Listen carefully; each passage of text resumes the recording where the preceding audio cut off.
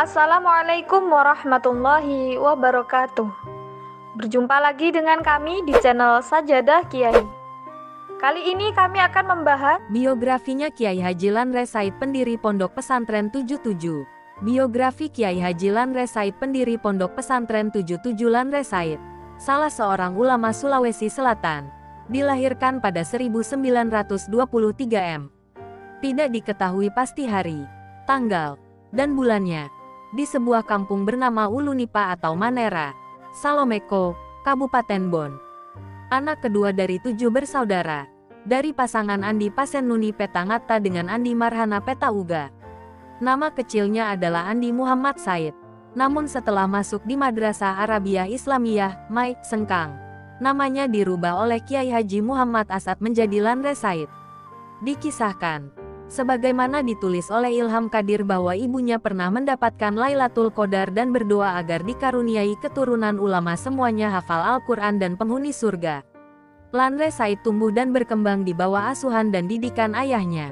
Setelah berumur 10 tahun, ia dikirim belajar ke Mai Sengkang pada tingkat ibtidaiyah untuk menyusul kakaknya Peta Haji Lesang yang telah belajar di sana. Dari 7 bersaudara, semuanya pernah belajar dan mondok di Mai Sengkang. Adik-adiknya yang turut serta mondok dan belajar di bawah asuhan Kiai Haji Muhammad Asad adalah Peta Haji Siki, Peta Haji Dollah, Peta Haji Soku, Peta Lebi, dan Andi Abdul Malik Peta Simpuang. Lanre Said menghabiskan waktunya selama 16 tahun untuk menimba ilmu di Madrasah Asadiyah. Ia menempuh seluruh jenjang pendidikan yang ada di Asadiyah, mulai dari ibtidaiyah, sanawiyah, aliyah dan kelas atau halakoh khusus. Kelas ini setingkat dengan perguruan tinggi. Pelajaran yang diterima dari seorang guru lebih spesifik khusus. Syekh yang pernah mengajar di sana kesemuanya berasal dari Timur Tengah.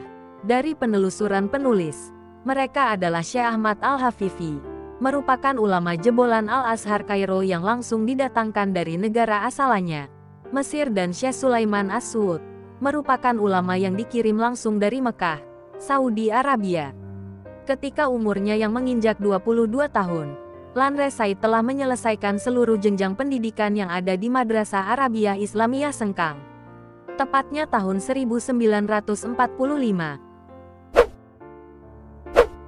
Setelah itu, ia mengajar pada alma maternya selama 4 tahun, hingga 1949. Kemudian kembali ke kampung halamannya di 77 untuk mengabdikan diri dengan mengajar dan berdakwah.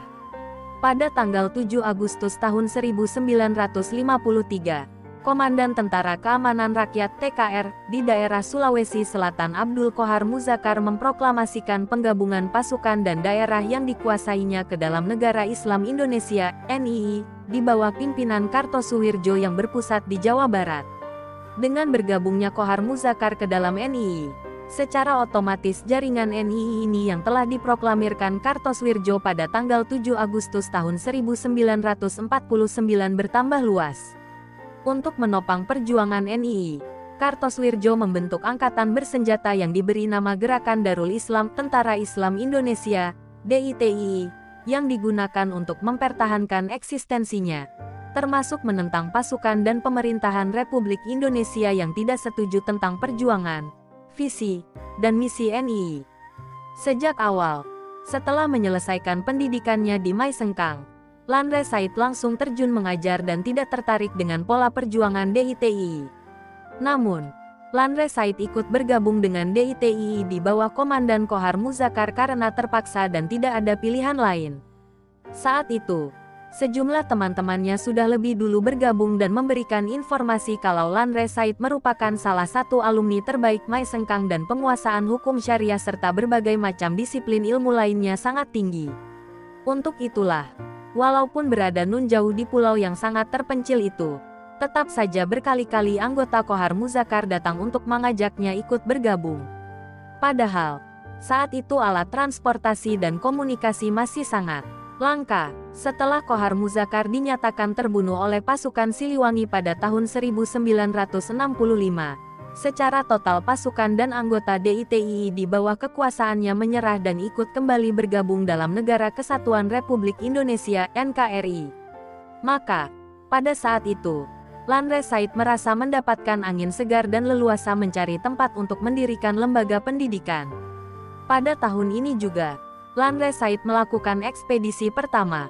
Dia berangkat dari Pulau Sembilan yang bernama Kanalo, Sinjai, dengan menumpang kapal barang disertai oleh 20 orang yang berasal dari veteran pasukan DITII, serta beberapa kerabatnya.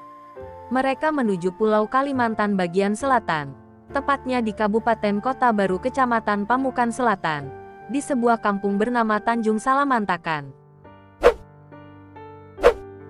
Bermukim mengisi hari-harinya dengan berbagai kegiatan sosial termasuk diantaranya belajar mengajar bagi penduduk setempat. Sekitar tahun 1970, Lanre Said kembali melanjutkan perjalanannya ke sebuah pulau yaitu Sumbawa dan Lombok, bahkan sempat ke Nusa Tenggara Timur tepatnya di Flores. Dalam perjalanannya, misi utamanya tetap mencari tempat untuk mendirikan lembaga pendidikan. Tetapi apa yang didapatkan di daerah ini ternyata lebih parah dari sebelumnya. Jika di daerah Kalimantan para masyarakatnya bersikap masa bodoh terhadap pendidikan, di daerah Sumbawa, Lombok, dan sekitarnya Lanre Said tidak diberikan kesempatan untuk mengajar dan berdakwah. Selama beberapa bulan di sana, hanya diperkenankan naik mimbar sekitar 2 kali saja. Bahkan, Lanre Said pernah dikepung akan dihabisi massa dengan tuduhan menyebarkan ajaran sesat. Dia dan beberapa pendamping setianya dikepung dalam masjid. Namun seperti biasa, ada saja beberapa orang berpengaruh yang diutus oleh Allah untuk membelanya. Karena pembelanya ini tergolong jawara dan sangat berpengaruh maka para massa ini pun ciut nyalinya dan akhirnya bubar. Tak lama, akhirnya Lanre Said kembali melanjutkan perjalanannya. Kali ini dia mencoba ke Pulau Jawa, Surabaya, di tempat para saudaranya yang lebih dulu telah merantau dan bermukim di kota pahlawan ini. Berada di Surabaya jauh lebih nyaman dibanding beberapa tempat dan kampung halaman yang disinggahinya selama dalam perantauan. Di sana ia diberi kesempatan dan keleluasan untuk mengajar dan berdakwah di beberapa masjid. Hal ini dapat dimengerti karena mayoritas penduduk di daerah tempat tinggalnya adalah masyarakat pendatang juga atau heterogen dan memiliki sumber daya manusia yang lebih tinggi daripada teritorial dakwah sebelumnya. Lanre Said juga mengoptimalkan waktunya dan kesempatannya untuk tetap mencari tempat yang sesuai dalam mendirikan lembaga pendidikan yang selama ini diidam-idamkannya. Dia pun melakukan cross-check dari satu daerah ke daerah lain sampai ke Jawa Barat tepatnya di daerah Cirebon. Namun, hasilnya nihil alias tidak menggembirakan. Ini berlanjut sampai tahun 1973. Lanre Said pernah kembali ke 77. Namun itu tidak berlangsung lama.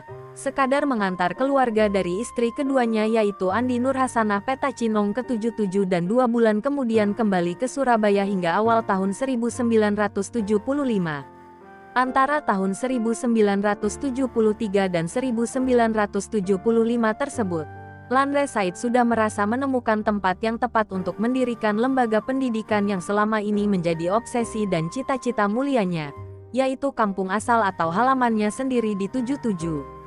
Pada tahun-tahun ini jugalah dia telah menanamkan pengetahuan dan jiwa sosial yang tinggi kepada kedua istrinya yaitu Andi Nuhasanah Petacinong dan Andi Banuna Petapacing istri keempat yang saat itu masih bermukim di Surabaya. Karena kelak jika telah mendirikan pondok maka harus betul-betul ikhlas memelihara dan mendidik para santri. Akhirnya pada awal 1975, Lanre Said dan seluruh keluarganya yang masih tersisa di Surabaya kembali ke 77 dan pada tahun itu juga tepatnya pada jam 7, tanggal 7 Agustus tahun 1975 yang bertempat di 77 dengan 7 santri. Sebuah lembaga pendidikan lahir dengan nama Majelisul Qura wal Hufaz. Dan mimpi itu pun terwujud menjadi sebuah kenyataan. Terima kasih telah menonton video kami. Jangan lupa like, comment, share, dan subscribe channel Sajadah Kiai, serta bunyikan loncengnya agar tidak ketinggalan video-video terbaru kami. Dengan mensubscribe berarti Anda mendukung channel kami, serta membuat kami lebih semangat dan konsisten dalam membuat video-video terbaru. Wassalamualaikum warahmatullahi wabarakatuh.